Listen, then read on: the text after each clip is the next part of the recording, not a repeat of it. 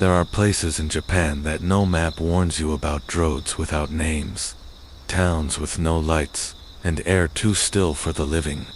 This one lies beyond a forgotten tunnel, its streets lined with houses left exactly as they were decades ago. Locals don't speak its name. Travelers who stumble upon it never return unchanged.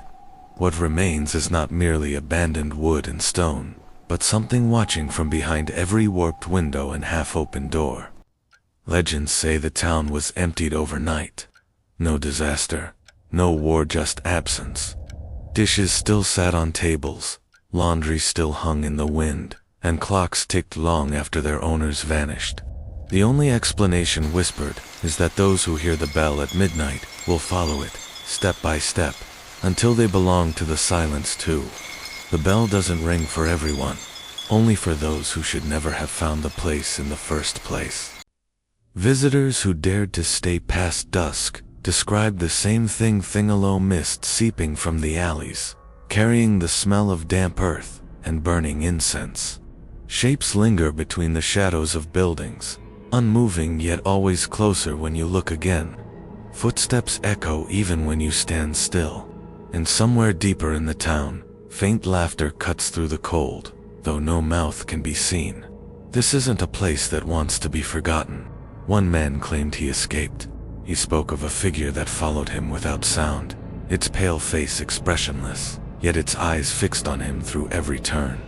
He said the streets looped endlessly, dragging him past the same red lantern, the same fallen bicycle, the same cracked shrine. The figure was never closer, but never gone. He reached the tunnel at dawn. By the time he told his story, his hair had turned completely white. The tunnel is still there, its mouth swallowed by weeds and silence. No signs lead to it, but the road seems to guide you anyway, as if the town chooses who arrives. Those who go looking never find it. Those who wander without meaning often do.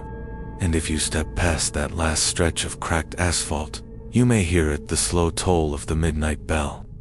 That sound isn't a warning, it's an invitation. Some stories are meant to keep you away. This one is not. It waits for someone curious enough to prove it wrong. But remember, when the mist rolls in and the bell calls your name, you won't be the one deciding when to leave. Subscribe for more stories like this, and comment where you're watching from, if you dare. Your town might not be as empty as you think. Kenji had lived his whole life in the small coastal town of Shibara, where nights were quiet and strangers rare. He often took his motorcycle into the hills, chasing solitude. One evening, chasing a shortcut, he followed an overgrown road. It was narrower than he remembered, lined with leaning cedars that blocked the sky. At the end, half hidden by moss and fog, stood a tunnel he'd never noticed before, its dark mouth swallowing the fading light. The tunnel seemed abandoned, the concrete walls slick with moisture and streaked with green moss. Kenji slowed, his engine echoing unnaturally inside, each sound folding back onto itself. The air smelled faintly of metal and something sweet, like incense burned too long. Halfway through, his headlight flickered, casting erratic shadows that slid across the walls. He felt the sudden urge to turn back, but the narrow passage pressed him forward, as if it refused to let him stop. Emerging on the other side, Kenji was met with silence, so deep it swallowed the sound of his engine. The road stretched into a small valley, where rows of houses sat beneath drifting mist. They were old but strangely intact paper, sliding doors shut, tiled roofs clean of debris. There were no weeds breaking through the paths, no signs of decay, just a stillness that felt rehearsed. It was as if the town had been paused mid. He parked near a small shop, its wooden sign still painted with neat kanji. The glass display was filled with neatly arranged goods, bottles of soda, boxes of candy, all without a speck of dust. Kenji peered inside, expecting cobwebs or rot, but found only the odd sensation that the shopkeeper had just stepped into the back. The longer he looked, the stronger the feeling became that someone inside was waiting for him to enter. The street was lined with paper lanterns, unlit but swaying gently as if moved by a hidden breeze. Kenji walked slowly, the soles of his boots clicking against stone. He noticed a bicycle leaned against a post, its chain freshly oiled, a small red charm tied to the handlebar. The mist thickened ahead, obscuring the far end of the street. Somewhere beyond it, a faint chime rang, soft and deliberate, like a bell marking the hour. Kenji turned toward the sound, his curiosity outweighing the prickling unease along his spine. The bell rang again, 3 slow tolls that seemed to ripple through the fog. He followed the main street past silent houses, all with closed shoji doors and curtained windows. Yet he swore he could feel eyes on him from behind the paper screens, watching him pass. The air grew cooler, heavy with a scent he couldn't name, both inviting and repelling at once. At the town's center stood a small shrine, its wooden torii gate unweathered and bright red. A stone basin sat before it, filled with perfectly clear water that reflected the gray sky above. Kenji approached, drawn by the faint incense smoke curling from within. A single offering of fresh rice and salted fish rested on the altar, untouched by flies or time. He stepped closer, and the bell sounded again, this time so near it shook the air. The sound seemed to come from behind the shrine, where a narrow path curved out of sight. Kenji hesitated. Logic told him to leave, to turn back before nightfall. Yet his legs carried him onward, crunching over gravel as the path dipped between 2 houses. Here the mist clung to the ground, swirling around his boots. Another chime rang, closer still. He realized he wasn't hearing it with his ears. It was inside his head, pulsing softly. The path ended at a small square where 4 streets met. In the center stood a tall wooden post with an old bronze bell hanging from it. A rope dangled down, swaying as though someone had just released it. Kenji scanned the empty streets. No movement, no figures, only the low creak of the rope in the still air. He took a cautious step toward the bell, the sound of his boots echoing far louder than it should. A shadow shifted at the edge of his vision, near the doorway of a house. Kenji's head snapped toward it, but there was nothing, just the faint outline of a figure that seemed to dissolve into the mist. He waited, listening. The silence pressed against his eardrums, so complete it made his own heartbeat sound foreign. Then the rope moved again, without wind, and the bell let out a single, deep toll that rattled his chest. This time, Kenji knew it wasn't his imagination. Someone or something was ringing the bell. He stepped back, scanning each street branching from the square. They looked identical, each vanishing into the mist, lined with the same neat houses and swaying lanterns. The symmetry was disorienting. He turned toward the path he'd come from, but found only another empty street. The way out had vanished, replaced by this repeating pattern of roads, all leading nowhere. His breathing quickened as he chose a street at random, walking fast. The bell sounded again, behind him now. He didn't turn, but the air seemed to shift with each chime, pushing the mist forward. The houses he passed blurred together in his mind, the same cracked step, the same flower pot, the same bicycle. He realized he was looping, trapped inside the town's geometry, and each loop brought the bell's voice closer, pressing into his thoughts. Kenji stopped, forcing himself to think. He tried to mark a house by scratching its wooden post, then continued walking. The bell rang again, this time loud enough to make his vision pulse. When he looked, the marked post was ahead of him once more.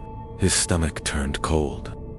The town wasn't just repeating it, was folding in on itself. Somewhere between one street and the next, he had stepped into a pattern he couldn't break. The air grew heavy, pressing against his chest with each breath. Kenji felt eyes on him again, stronger now, from all directions. A faint shape emerged in the mist, a head tall, unmoving, and pale. It stood just beyond the last visible house, its features blurred but fixed on him. The bell chimed once more, the deepest yet, and the shape tilted its head slowly, as if recognizing him. Then, without moving, it was suddenly closer.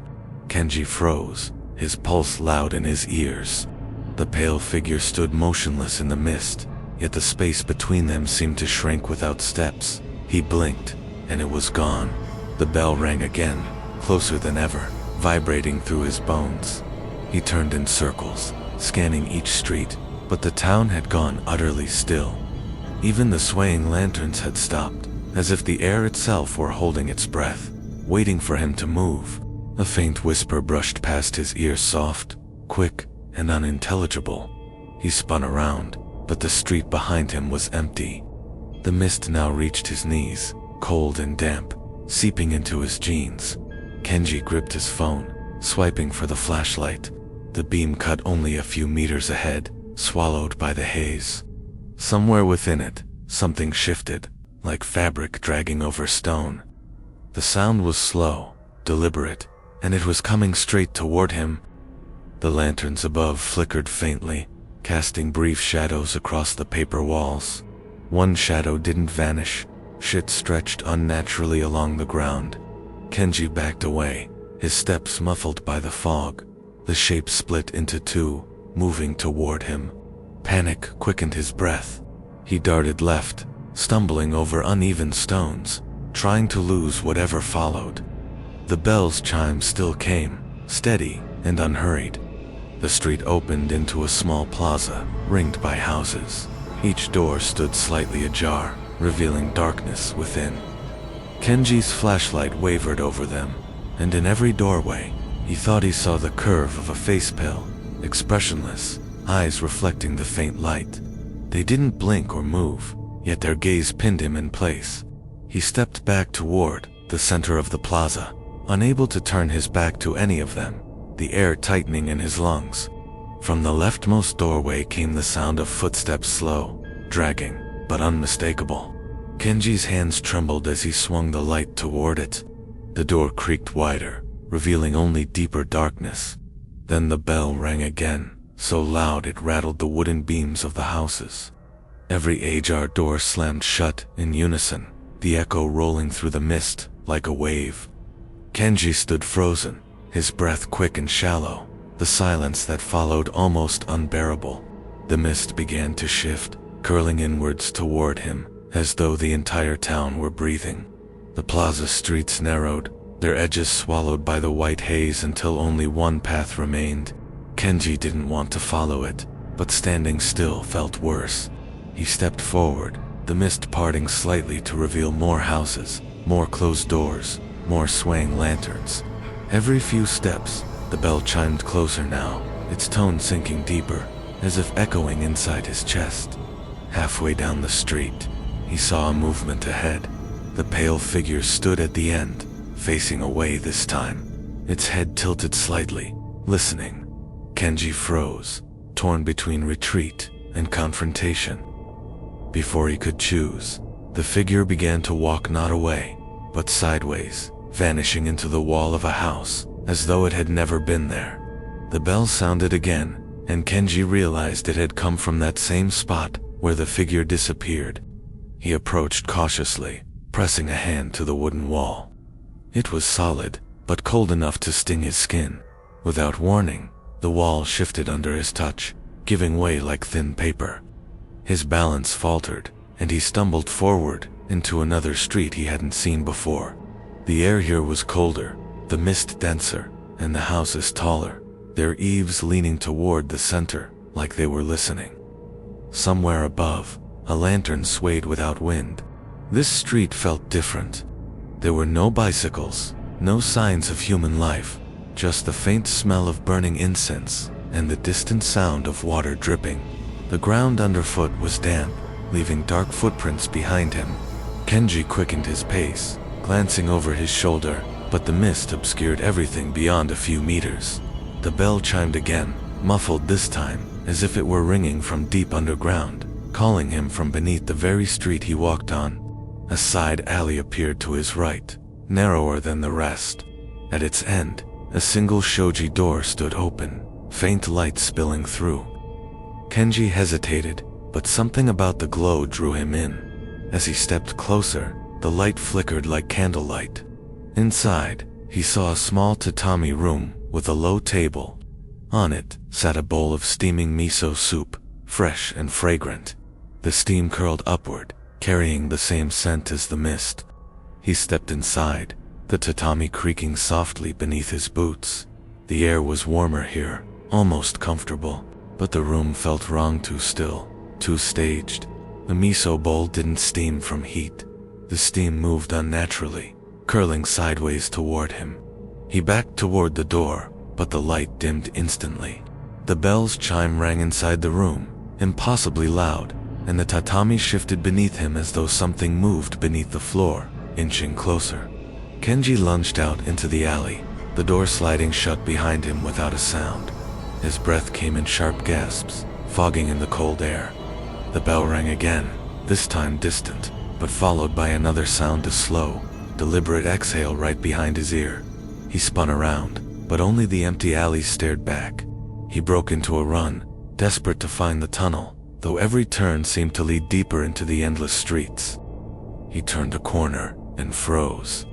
The plaza from before stretched before him, identical in every detail, the houses, the closed doors, the lanterns. But now, the pale figure stood in the center, facing him directly. Its face was blank, skin smooth and featureless, yet he felt its gaze pierce straight through him. The bell rang, and though the figure's head didn't move, its body stepped forward in a single, jerking motion, closing the distance far too quickly. Kenji stumbled backward, his heel catching on uneven stone. The figure stopped just a few meters away. Slowly, its face began to change, features forming like ink bleeding through paper. Two dark eyes appeared, unblinking, and a faint curve hinted at a mouth. The bell chimed one final time, so deep it shook the air. The figure's mouth stretched into a too wide smile, and then the mist surged forward, swallowing everything in a suffocating white silence. The mist pressed against Kenji like water, cold and heavy. He stumbled forward blindly, his arms cutting through the white haze. Somewhere behind him, footsteps echoed, not hurried but deliberate, matching his pace exactly. He couldn't tell if they belonged to the pale figure or something else entirely. The bell rang again, softer now, but with a strange pull in its tone, as though each chime hooked into his ribs and tugged him toward its source. Shapes began to appear in the mist, more figures, motionless, their outlines barely visible. They lined the edges of the street, their faces hidden in shadow. Kenji felt their eyes on him, following his every movement. He kept walking, afraid to stop. As he passed, some turned their heads in perfect unison, the movement smooth and unnatural. The bell chimed again, and one figure stepped forward, its pale hand lifting as if to beckon him closer. Kenji shook his head, stepping back. The figure's hand remained outstretched, fingers thin and unnaturally long. Behind it, the others stood still, watching. He turned and ran, the mist swirling violently around his legs. The streets blurred together, plazas, alleys, endless rows of identical houses. No matter which way he turned, the bell's voice followed, threading through the air like a steady pulse. It wasn't just guiding him, it was hurting him, pushing him somewhere he didn't want to go. The ground beneath his feet shifted subtly, the stones tilting as though the entire street were leaning downhill. He realized the town was changing around him, funneling him toward one path. The air grew warmer, the mist thinning just enough to reveal a massive torii gate ahead. Beyond it, the glow of hundreds of lanterns painted the fog in shades of orange. The bell rang again, louder than before, coming from somewhere deep within that glow. He stepped through the torii, the warmth wrapping around him like a heavy blanket. The street beyond was lined with lanterns, their paper surfaces painted with symbols he didn't recognize. They swayed without wind, casting shifting patterns across the ground. At the far end stood a large shrine, its doors wide open. Inside, something moved, a flicker of pale skin and the glint of dark eyes. The bell rang once more, and Kenji felt his feet move on their own. The shrine's interior was vast, far larger than it appeared from outside. Tatami mats stretched endlessly, broken only by tall wooden pillars. In the center sat a single figure, back turned, hair black and long enough to pool on the floor. In front of it, The bronze bell swung gently without touch. Kenji stopped at the threshold, unable to speak. The figure's head tilted slightly, acknowledging him, though it did not turn. The silence between chimes was suffocating. Without warning, the figure rose. It moved slowly, each step silent, its hair trailing behind like ink in water. The bell chimed, and the sound filled Kenji's mind, drowning out every thought. The figure turned at last, revealing a face that was both familiar and wrong his own. But pale, featureless, except for the dark eyes that pinned him in place. Its lips moved, forming words he couldn't hear, yet he understood. "You're already part of us." Kenji staggered back, but the shrine's doorway was gone. The walls had dissolved into mist, and figures now surrounded him in every direction, hundreds, all identical to himself. Each wore his face, each with the same blank expression. They stood perfectly still, yet he felt their presence pressing against his skin. The bell chimed again, and they all took one synchronized step forward. The air vibrated with the weight of something ancient, patient, and utterly inescapable. He tried to scream, but no sound came. His voice had vanished, swallowed by the same silence that filled the streets outside. The figures closed in, their movements slow but inevitable. Kenji backed away until his shoulders touched the cold surface of the bell. It was enormous now, taller than him, its bronze etched with symbols that pulsed faintly with light. The moment his hand touched it, the chime rang again, vibrating straight through his bones. The sound pulled him inward, not just his body, but his mind. The mist rushed into his lungs, his vision whitening until the world vanished. When the haze cleared, he stood on the same street where he had first entered the town. Everything looked unchanged, silent, intact, untouched by time. But the air felt different, heavier. The bell chimed once, and Kenji realized it was coming from inside his own chest, each beat of his heart echoing the sound. A shadow passed across a nearby window. Kenji turned, but the house behind it was empty. Or had it always been his own reflection? He walked to his motorcycle, the engine starting on the first try. As he rode toward the tunnel, the streets seemed shorter, the mist thinning. By the time he reached daylight, the bell's sound had faded, but his heartbeat still carried its rhythm, steady and inescapable, as though the town had moved inside him. In the following days, Kenji tried to forget, but every night, at exactly midnight, he woke to the sound of the bell. The chime was faint, distant, but it grew louder with each passing night. Sometimes, when he looked out the window, he swore he saw pale figures standing in the street, watching silently. They never approached, never moved, but he knew they were waiting for the night he would follow the sound back to where it began. One evening, unable to resist, he packed his motorcycle and set off. The road to the tunnel was gone, overgrown with forest, yet somehow his tires found the path. The trees closed in, the air cooled, and the moss-covered mouth of the tunnel appeared ahead. He didn't hesitate. The moment he entered, the headlight flickered, the air thickened, and the bell rang no longer distant, but right behind him, as though it had been following all along. The next morning, the townsfolk of Shibara noticed something strange. Kenji's motorcycle was parked neatly outside the local shop, helmet resting on the seat. No one had seen him return. By evening, the bike was gone. The tunnel, too, seemed to vanish, swallowed by the hills. Yet sometimes, on foggy nights, a faint bell can be heard from somewhere beyond the forest. Those who follow it swear they see a man in the misty's face, blank, yet familiar. Some say Kenji's story is nothing more than a cautionary tale for travelers. Others claim they've seen the tunnel themselves, though never twice in the same place.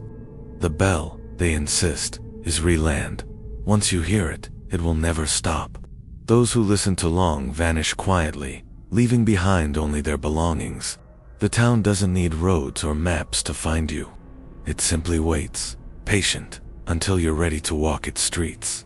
Locals refuse to speak its name, fearing it will hear. They burn incense on foggy nights, hoping to keep the sound away. But every few years, someone disappears, and the search ends at the edge of the forest. No tracks, no signs of struggle, only silence. The truth is simple. The ghost town is not abandoned. It's full. Every empty house holds someone now, standing perfectly still, waiting for the bell to call the next soul home. If you ever travel through rural Japan and find a road that leads nowhere, remember Kenji. The tunnel won't appear unless it wants you, and once it does, turning back is no longer your choice. The mist will hide the way home, the streets will fold endlessly, and the bell will guide your steps. And if you hear it tonight, don't follow, unless you're ready to never leave. Don't watch alone.